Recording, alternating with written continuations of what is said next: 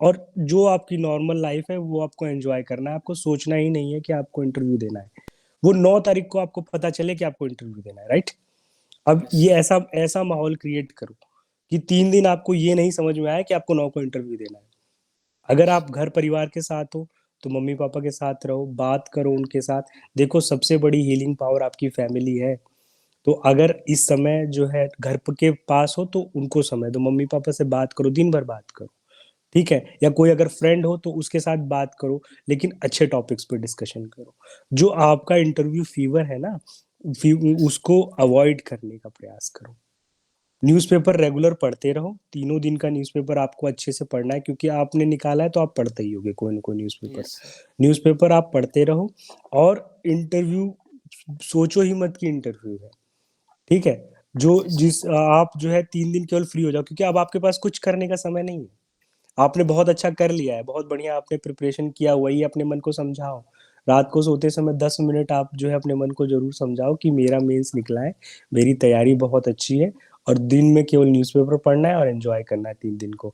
9 तारीख को सोचेंगे कि क्या होगा। 9 तारीख को मॉर्निंग में जब पहुंच जाना कमीशन, तब सोचना कि अब बस क्या होने वाला है, ठीक है? खुशी खुशी इंटरव्यू दो। जो आपकी सर अंदर की खुश, हाँ बोलो बोलो, आप बोलो।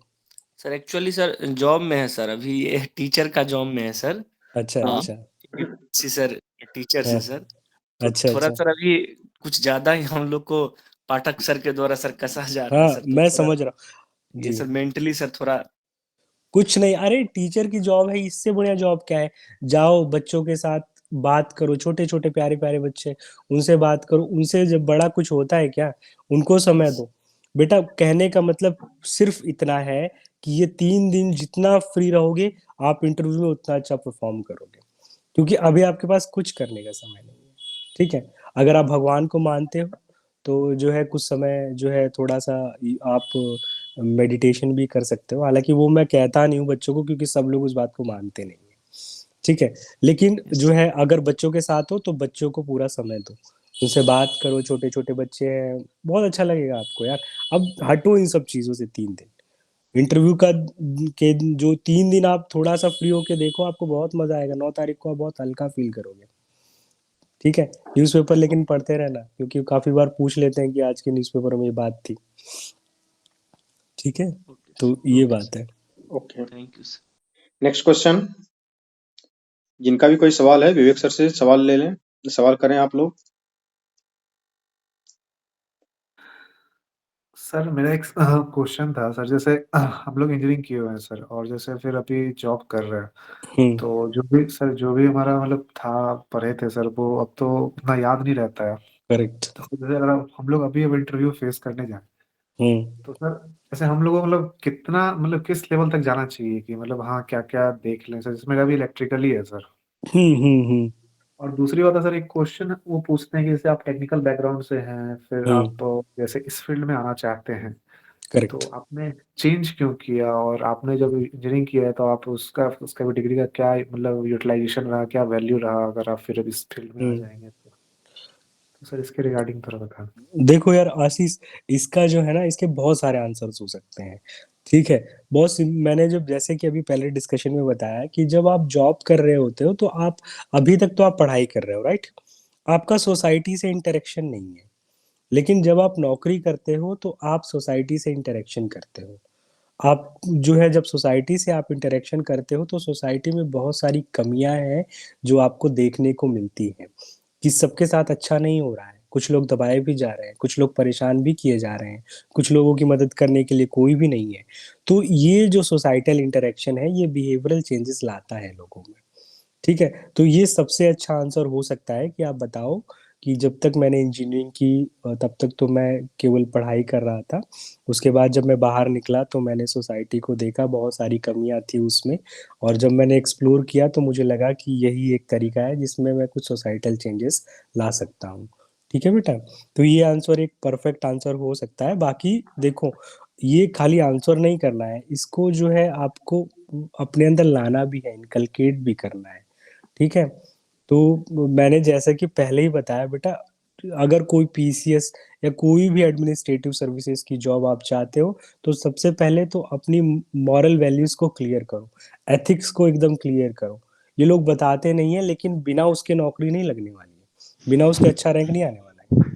ठीक है, एम आपका क्लियर होना चाहिए। ये ठीक है ना आशीष? ये आप बोल यस सकते हो, सर, यस सर। ये बोल सकते हो आप।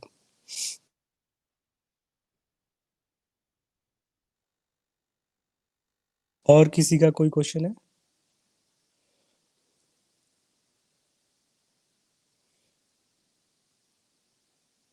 हाँ बोलो टिंकू, बोलो सर भाई। हमें ईश्वर सर बोला मेंस की तैयारी में बहुत दिक्कत हो रहा है sir.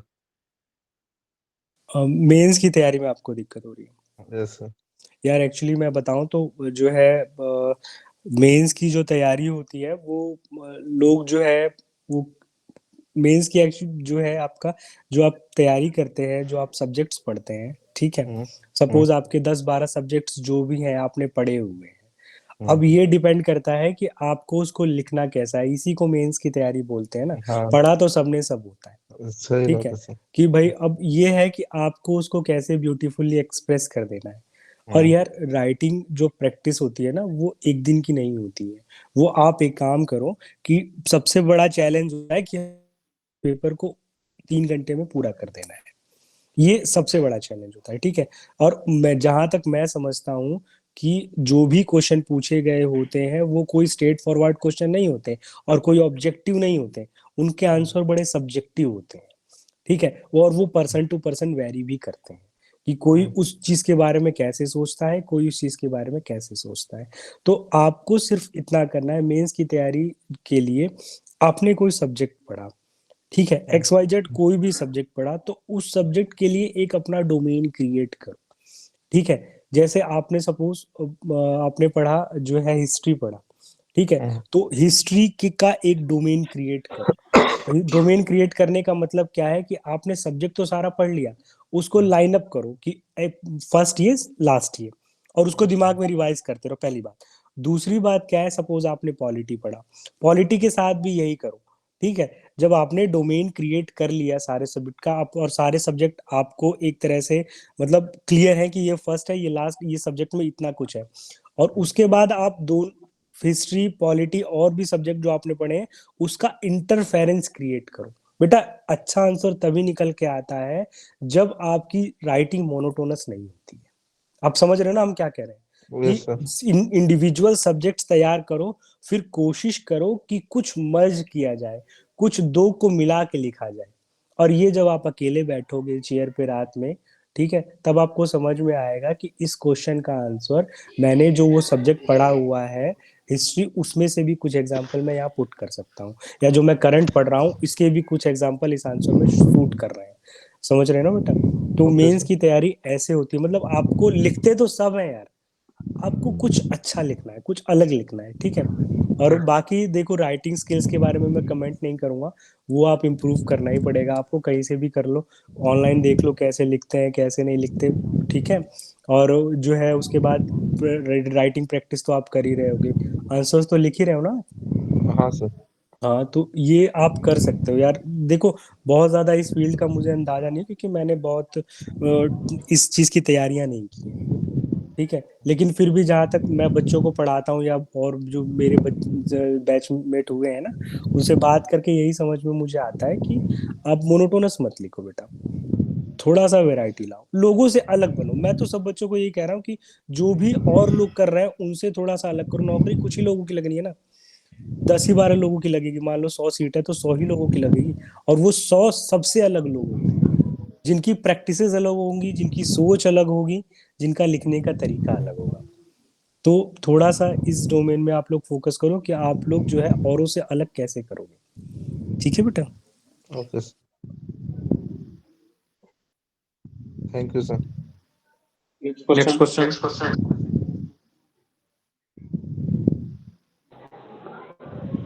Hello sir, good evening sir. Good evening बेटा, बताओ। सर मेरा प्रॉब्लम है कि मैं बहुत डिमोटिवेट होती हूँ सर। जैसे कि एक दिन नहीं अच्छे से स्टडी कर पाई तो मैं सोचती हूँ मैं तो पीछे रह गई, अभी सब लोग निकल जाएंगे।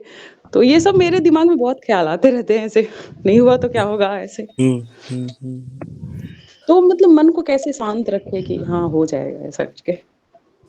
देखो बेटा, मैंने जो बताया ना, मन को शांत रखने का सिर्फ एक ही तरीका है, डाइवर्जन। जैसे मैंने अभी एक बच्चे को भी बताया ना कि मतलब आप बच्चों से बात करो, ठीक है, या आप परिवार से बात करो, या आप अगर मेडिटेशन करते हो तो वो करो। ये सारे तरीके केवल डाइवर्जन के तरीके हैं, ठीक है। आपको, क्योंकि आप बहुत ही ज्यादा कंसंट्रेट करके किसी एक चीज को सोचती हो, जिस वजह से जो है आपको एंजाइटी फील होती है। अगर उस चीज से ध्यान आप कहीं बगल कर लो ना, तो आपकी एंजाइटी आपको फील नहीं होगी, ठीक है। कुछ कुछ कुछ समय दो अपने आप को, बिल्कुल फ्री हो जाओ, जिससे भी आपको बात करना अच्छा लगता है उससे बात करो।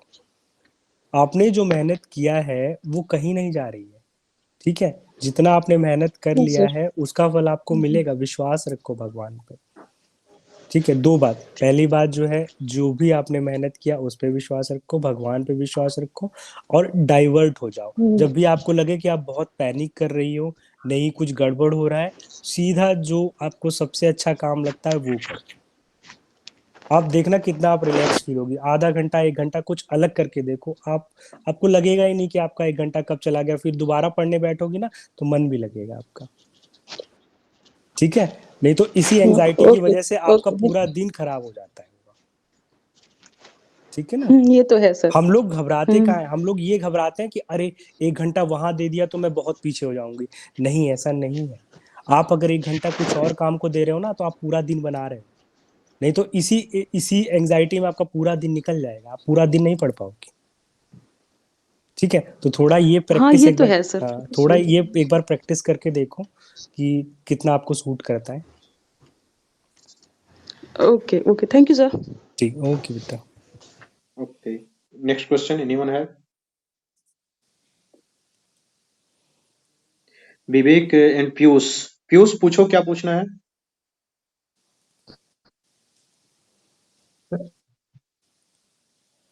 हाँ पीयूष, पूछो पीयूष, पूछो बेटा।